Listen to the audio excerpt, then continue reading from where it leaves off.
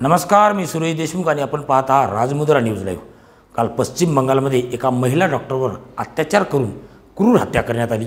त्या घटनेच्या निषेधार्थ आज नांदेडमधील डॉक्टर संघटनेने एक दिवसीय ओपीडी बंद करत बंद पुकारला। आज सकाळी ITI कॉर्नर नांदेड येथून डॉक्टरांनी महात्मा फुले आणि सावित्रीबाई फुले यांना अभिवादन करून मोर्चाच्या स्वरूपात जिल्हाधिकाऱ्यांना निवेदन दिले।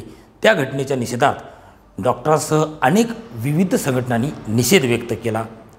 नांदेड येथील डॉक्टरांनी काय प्रतिक्रिया दिल्या त्या आपण राजमुद्रा न्यूज लाईव्ह चॅनलच्या माध्यमातून जाणून घेऊ।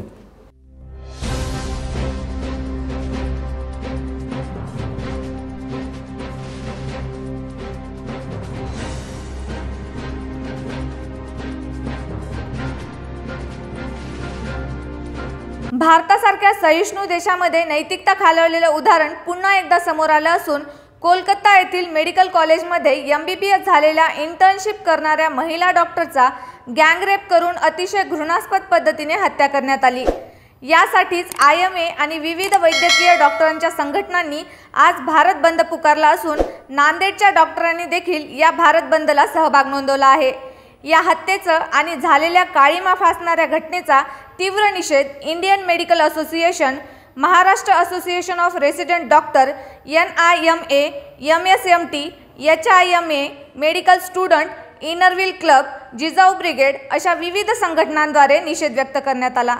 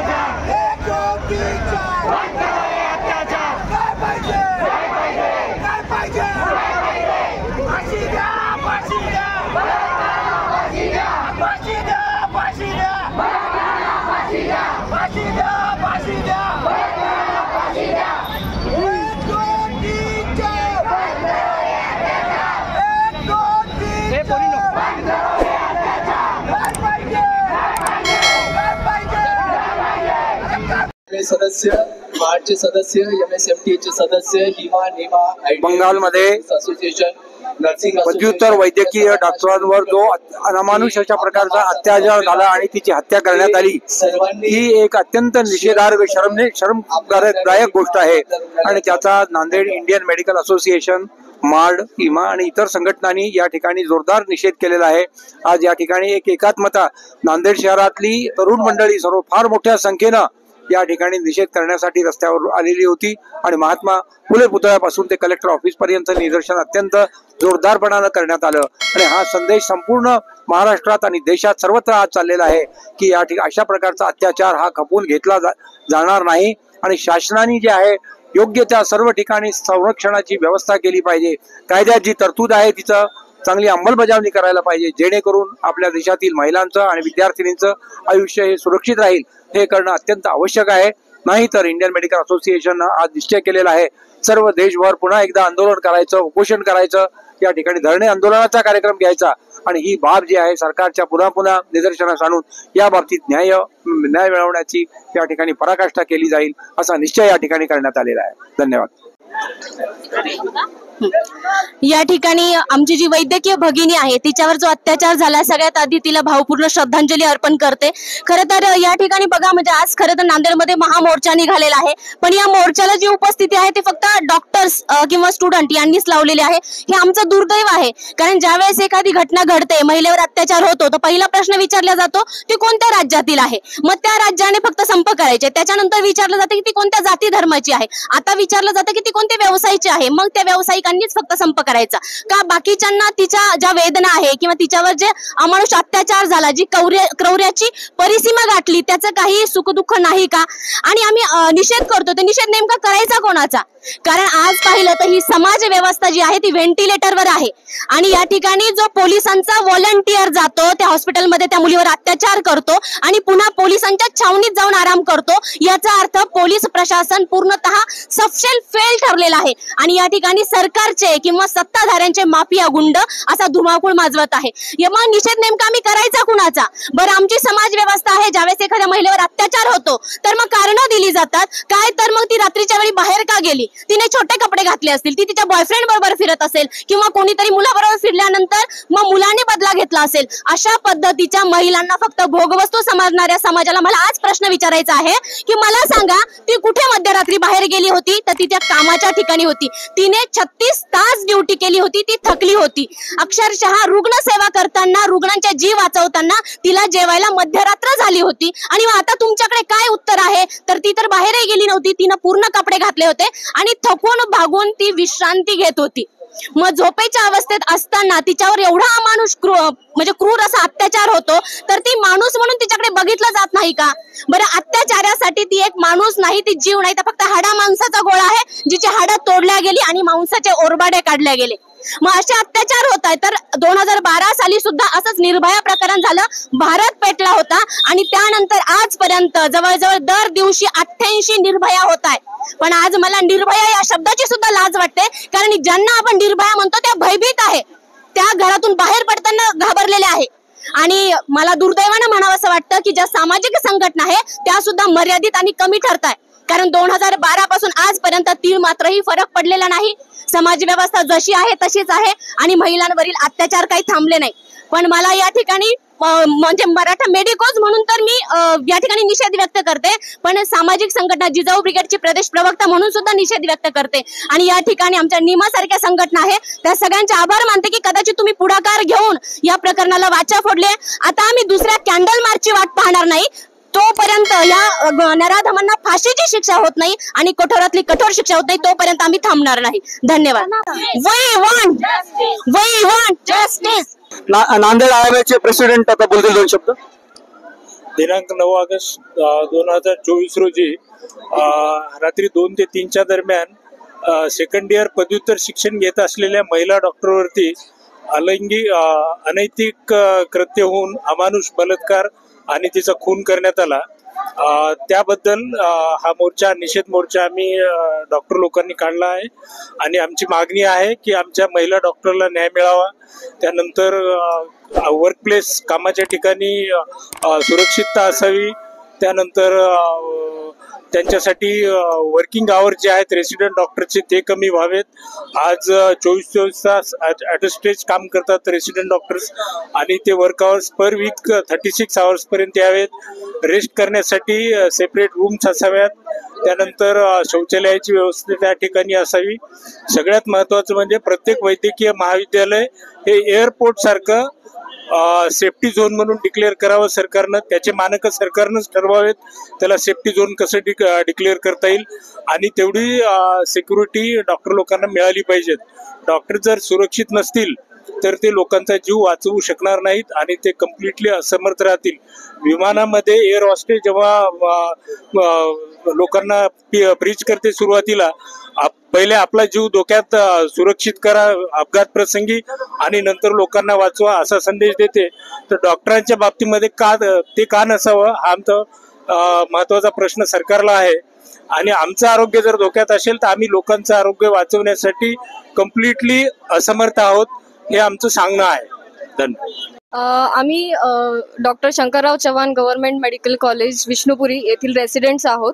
जी कोलकातामध्ये घटना घडली आहे ती अतिशय घृणास्पद आहे आणि त्या गोष्टीचा निषेध करण्यासाठी व आमच्या काही मागण्या आहेत सेफ्टीच्या, त्यासाठी आम्ही इकडे जमा झालेलो आहेत. सर्वप्रथम तर जी घटना घडली कोलकात्यामध्ये त्याची व्यवस्थित अशी ट्रान्सपरंट CBI इन्क्वायरी व्हायला हवी.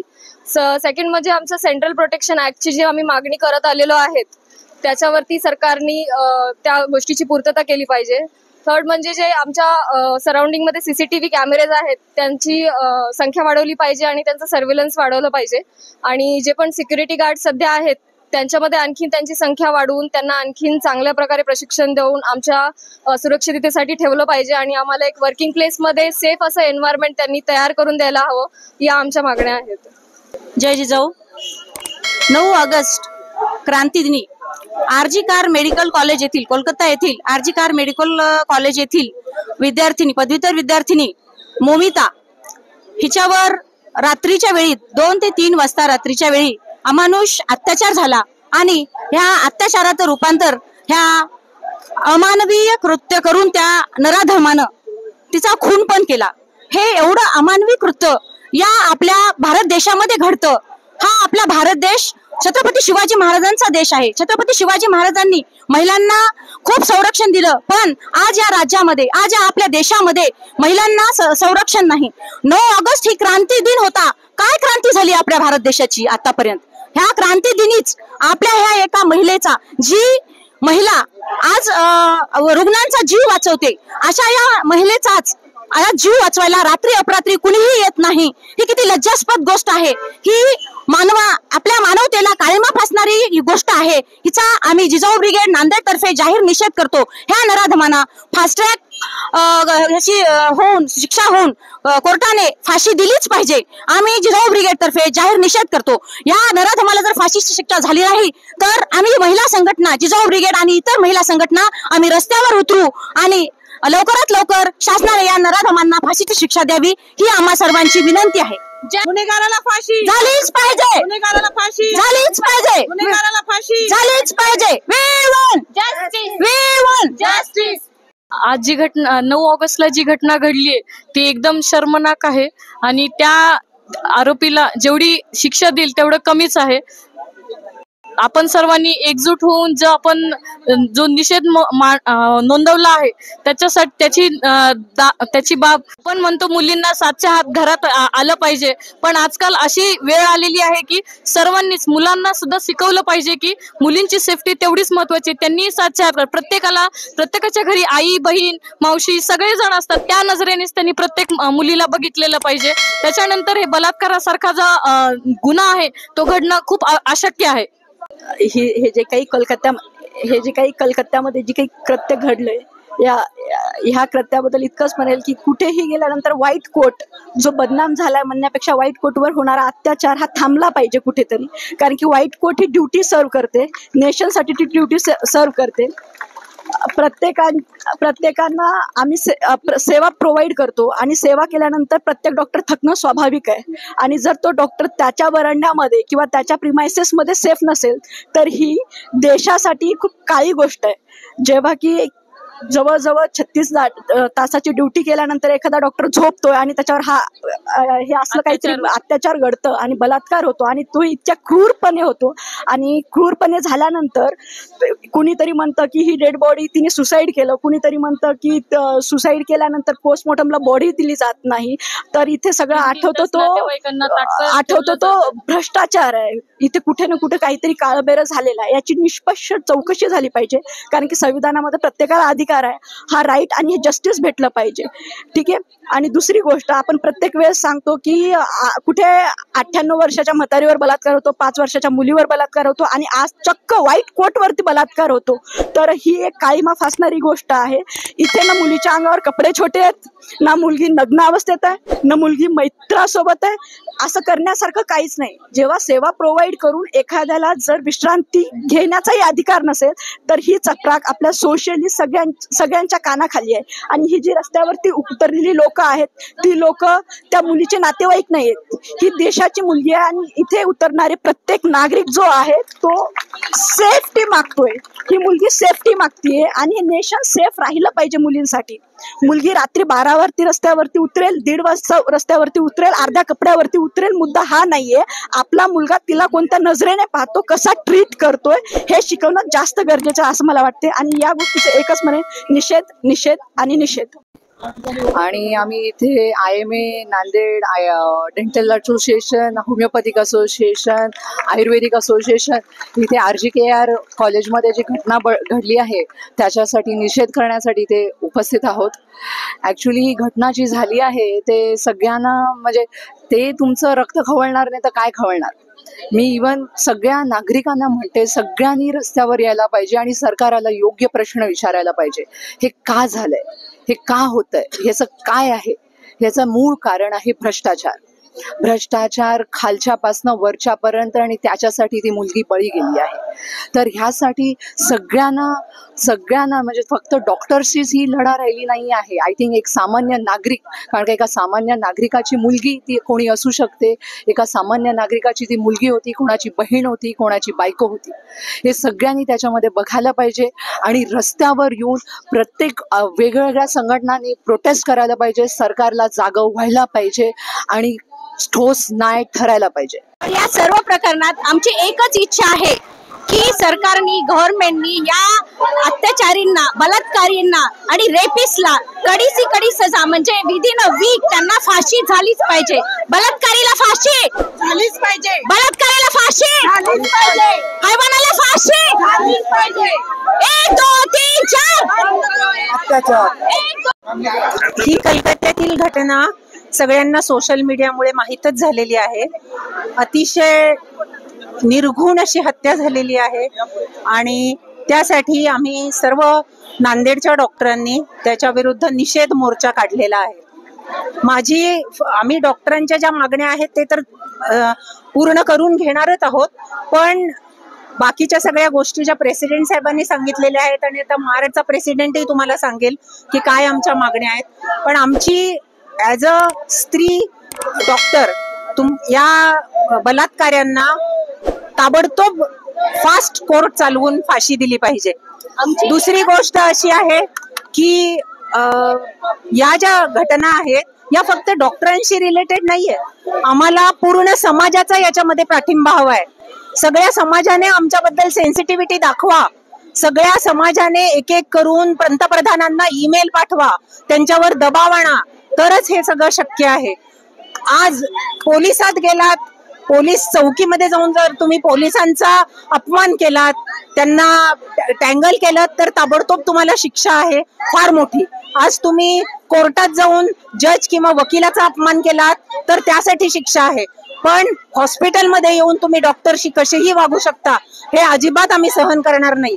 यासाठी खूप चांगला कायदा झाला पाहिजे. तर तुम्ही याची दखल घेतली त्याबद्दल धन्यवाद. आजच्या या मोर्चामध्ये IMA, हिमा व इंटिग्रेटेड मार्च सर्व डॉक्टर लोकांच्या संघटना जॉईन झालेल्या आहेत.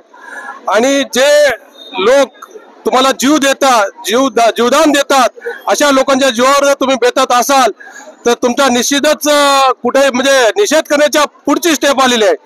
आणि अशा बलात्कारी लोकांना जर फाशी झाली तर पुढचे लोक असे कोणी अन्याय करायचा प्रयत्न करणार नाही. संघटनेतर्फे एवढीच विनंती करतो की सरकारने याची त्वरित दखल घेऊन फाशी बलात्कारी लोकांना तिथेच फाशी तत्काळ फाशी देण्यात यावी. जय हिंद जय निमा. मेडिकल कॉलेजमध्ये एक डॉक्टरची सामूहिक बलात्कार करून निर्घृण हत्या केल्याबद्दल हा जाहीर निषेध मोर्चा आहे. डॉक्टरांचा IMA नांदेड, निमा नांदेड, माड आणि डेंटल असोसिएशन सर्व MSMD केमिस्ट असोसिएशन सर्वांनी पाठिंबा दिलेला आहे आणि हा निषेध मोर्चा कलेक्टरला आम्ही नेत आहोत आणि आमच्या मागण्या पूर्ण व्हायला पाहिजे. डॉक्टरांची सेफ्टी अत्यंत महत्वाची आहे. कोलकात्यामध्ये अमानवी जी घटना घडली, अंगावर शहारे येण्यासारखे, भारतीय स्वातंत्र्याचा 78वा महोत्सव साजरा करत असताना या अशा अराजक शक्तीला या भारत भूमीमध्ये आज महासत्ता बनत असताना, अशा काही घटना देशात घडत असताना मनाचा आणि एका सच्चा भारतीयाच्या मनामध्ये असलेला उद्रेक, संताप आणि वैद्यकीय क्षेत्रातील सर्व डॉक्टर्स व सर्व सहयोगी टीमचा जो उद्रेक आहे आजच्या या मोर्चातून आपल्याला स्पष्ट दिसला आहे. या अशा विध्वंसक शक्तीला, या अशा अराजक शक्तीला, या अशा कुख्यात वृत्तीला आळा बसला पाहिजे आणि जे अमानुष कृत्य या डॉक्टरच्या बाबतीत घडलेलं आहे हे अत्यंत दुर्दैवी आणि घृणास्पद आहे. आज बांगलादेश सारख्या घुसखोरांची समस्या भारतामध्ये आहे. अशाच मनोवृत्तीच्या लोकांची भरभराट या देशात झालेली आहे. याला कुठंतरी आळा बसला पाहिजे. यासाठी आपल्याला सर्वांना एक झालं पाहिजे आणि या देशाला, या अराजक शक्तीला निपटून काढण्यासाठी प्रत्येकानं आपला एक भारतीय नागरिक म्हणून सज्ज झालं पाहिजे असं मनोमन मला वाटतं. या गोष्टीची, या घडलेल्या घटनेची मी तीव्रपणे निषेध करतो आणि सरकारला म्हणण्यापेक्षा प्रत्येकानं जागरूक झालं पाहिजे आणि अशा विराजक शक्ती आपण सावध राहिलं पाहिजे. सर्वांना आम्ही निवेदन दिलेलं आहे आणि याचा नक्कीच या जे कोणी त्याच्यात सहभागी असतील त्यांना फाशी झाली पाहिजे आणि ते पण भर चौकामध्ये फाशी झाली पाहिजे हे मी आपल्या सर्व त्यांना मी निवेदनपूर्वक अतिशय वेदनादायकपणे निषेधपूर्वक मी तुम्हाला सांगत आहे. धन्यवाद.